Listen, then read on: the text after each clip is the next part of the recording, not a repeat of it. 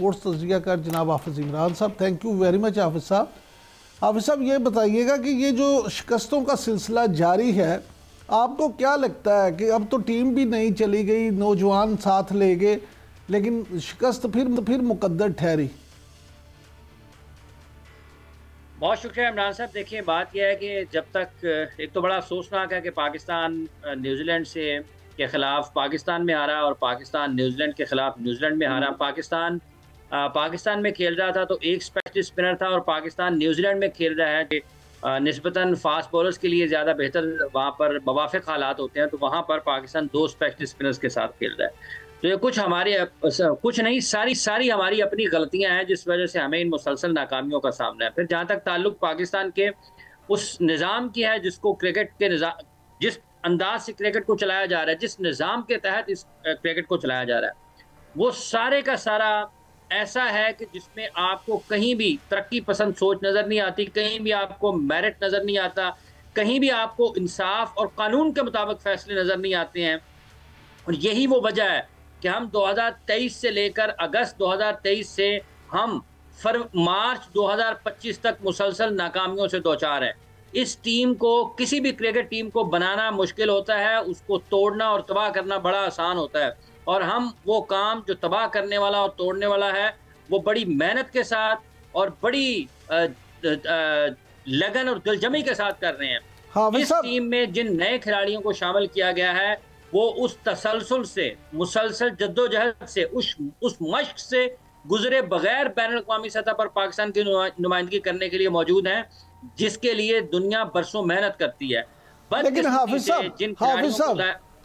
साहब यहाँ सवाल एक बड़ा अहम है। देखिए मोहसिन नकवी साहब इंतहाई मेहनत से अपने काम में जुटे हुए हैं, लेकिन ये जो क्या विद इन दी बोर्ड या सिलेक्टर्स हैं या क्या मामला है जो ये शायद नहीं चाहते कि वो इसमें कामयाब हों? देखिए इमरान साहब, एक चीज़ ये है कि हैसियत सरबराह चेयरमैन पाकिस्तान क्रिकेट बोर्ड, वो जिन लोगों को लगा रहे हैं वो अच्छे हैं या बुरे हैं। बुरे से मुराद को और मानो मिलेगा, क्या वो उतने अहल हैं जिनको वहाँ पर होना चाहिए, या उन्हें वो काम आता है जिनको वहाँ पर लगाया जा रहा है, तो उसकी जिम्मेदारी भी उन्हीं पर आयद होती है। आप उसको कह दे या कोई और भी कह दे, अगर वो किसी के मशवरे पर भी अमल कर रहे हैं तो बहरहाल नाम तो उन्हीं का है। क्योंकि पाकिस्तान ने मुख्तसर वक्त में स्टेडियम्स की तामीर की तो सबने उन्हीं की तारीफ की है ना। और अगर क्रिकेट टीम अच्छा नहीं खेलेगी तो तनकीद भी उन्हीं पर होगी। उनका सिर्फ ये काम नहीं है कि उन्होंने तामीराती मंसूबों को देखना है पाकिस्तान क्रिकेट में, उनका उससे बड़ा काम ये है कि पाकिस्तान की क्रिकेट के हवाले से जो फैसले करने हैं, पाकिस्तान की क्रिकेट को इस वक्त जिन लोगों की, जिन अफराद की जरूरत है। हाफिज साहब देखिए, आप अभी खुद कह रहे थे कि पाकिस्तान में न्यूजीलैंड के खिलाफ खिलाया एक स्पिनर, जहां जरूरत थी स्पिनर की, वहां पे जहां पे फास्ट बॉलर की जरूरत थी वहां खिला दिए 2 स्पिनर। तो क्या सिलेक्टर्स को इतना भी नहीं पता? अब सिलेक्टर्स को इतना नहीं पता तो क्या चेयरमैन क्रिकेट बोर्ड को भी नहीं पता, जो हतमी तौर पर मंजूरी देते हैं उस टीम की? अगर वो सिलेक्टर्स ठीक टीम सिलेक्ट नहीं कर रहे, अगर 6 महीने पहले सिलेक्टर्स ने 3 खिलाड़ियों को मुंतखब किया एक दौरे पर, और अगले दौरे पर दोबारा वो खिलाड़ी जब मुंतखब होती है टीम और फहरिस्त जाती है हतमी मंजूरी के लिए चेयरमैन के पास, तो चेयरमैन पूछ तो सकता है ना कि वो 3 लोग जो पिछली मरतबा तुमने मुंतखब किए थे, इस मरतबा कहाँ पर गए हैं? क्या चेयरमैन ये नहीं पूछ सकता कि जब आप चैंपियंस ट्रॉफी खेल रहे थे पाकिस्तान में और एक मैच आपने मुत्तहिदा अरब अमारात में खेला, उस वक्त आपने एक स्पिनर खिलाया, दुनिया की तमाम टीमें समेत न्यूजीलैंड, इंडिया, आप उनको देखें वो 2-2, 3-3, इंडिया तो 4 स्पिनर्स के साथ खेला, तो क्या चेयरमैन नहीं पूछ सकता कि आपने किस बुनियाद पर एक स्पिनर खिला रहे हैं स्पेशलिस्ट? और अब आप न्यूजीलैंड में जा रहे हैं जहां पर उनके फास्ट बॉलर्स की कारकर्दगी देखें, उन्होंने लगभग 7.4 ओवर्स में 22 रन दिए हैं और 7 विकेटें पाकिस्तान की हासिल की हैं। हम 2 स्पिनर्स के साथ खेल रहे हैं, हम पाकिस्तान में एक स्पिनर अकलौते अबरार के साथ खेल रहे थे। तो सवाल पैदा होगा ना इमरान साहब कि आपने किस बुनियाद पर शादाब खान को पाकिस्तान की टीम में लेकर आए हैं? ना सिर्फ टीम में लेकर आए हैं, उन्हें नायब कप्तान भी बना दिया है। लेकिन हाफिज साहब आपके स्पोर्ट देखें, आपके जो फास्ट बॉलर हैं वो कौन सा ऐसा कमाल कर रहे हैं जो आप उन पे भरोसा कर सके? ठीक है, बैट्समैन बॉलर्स को रन्स देते हैं। 91 रन्स कितने रन्स होते हैं किसी भी टीम के खिलाफ? 91 रन्स तो कोई रन्स नहीं है। और अगर कारकर्दगी फास्ट बॉलर्स की खराब है तो उसके ऊपर एहतसाब किसने करना है? उनकी सिलेक्शन पर सवाल किसने उठाने हैं? क्या मीडिया उनकी सिलेक्शन पर सवाल नहीं उठा रहा? पाकिस्तान में हर दूसरा शख्स टेलीविजन पर देखें, पाकिस्तान के साबिक क्रिकेटर्स को देखें, क्या खिलाड़ियों की कारकर्दगी पर सवालात नहीं हो रहे?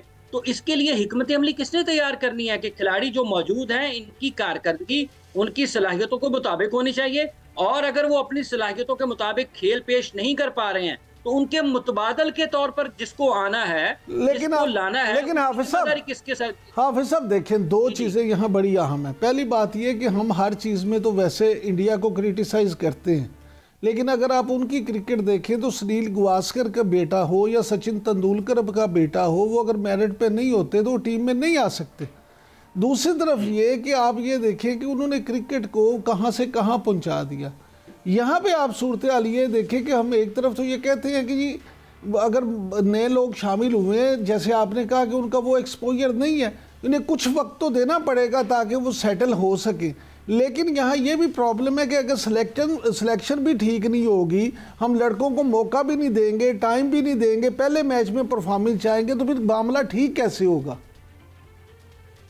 देखें खान साहब, दो आपके सवाल के हिस्से हैं। एक पहला कि सिलेक्शन मेरिट पर अगर सचिन तेंदुलकर का बेटा इंडिया में उसको अपनी टीम के लिए जगह नहीं मिलती तो पाकिस्तान में, तो शादाब खान की इसीलिए जिक्र हो रहा है, मोहम्मद हारिस का इसीलिए जिक्र हो रहा है कि ये कैसे आ गए हैं टीम में।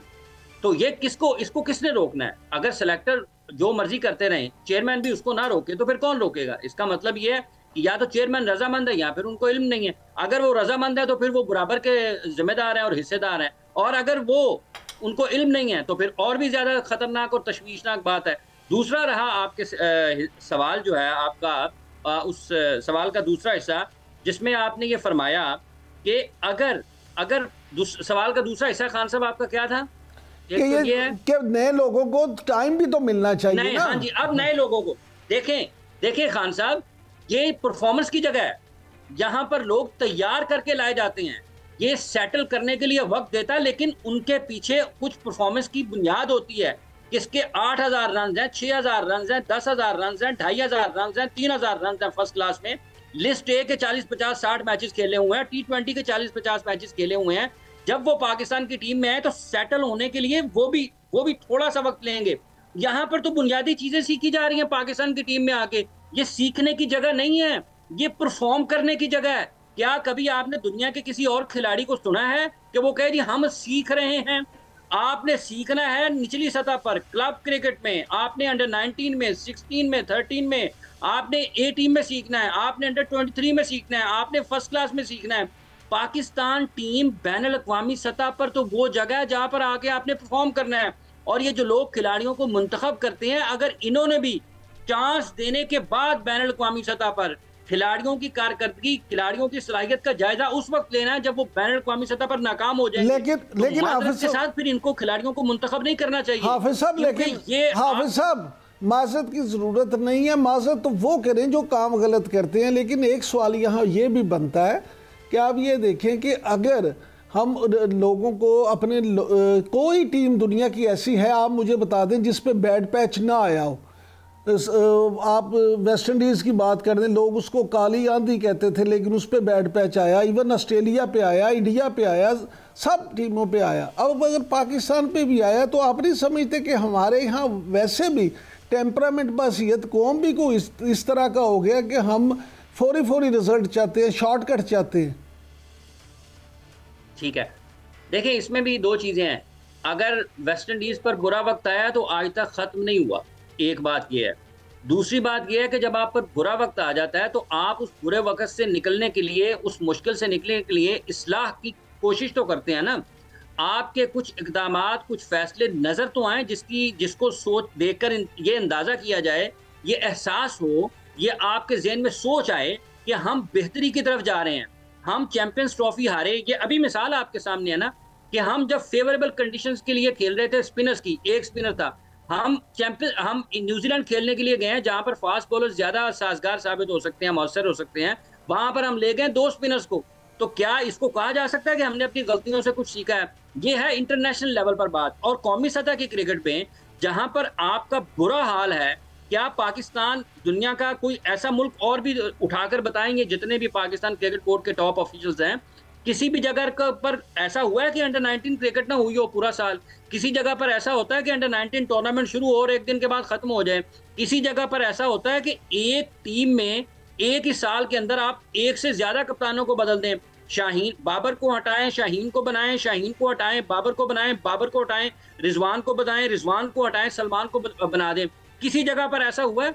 तो ये जो इंतजामी तौर पर बद इंतजामी है पाकिस्तान क्रिकेट की, इसको देखकर ये नहीं लगता कि बहुत हम बुरे शुक्रिया, वक्त से निकलने की बहुत कोशिश कर शुक्रिया रहे हैं।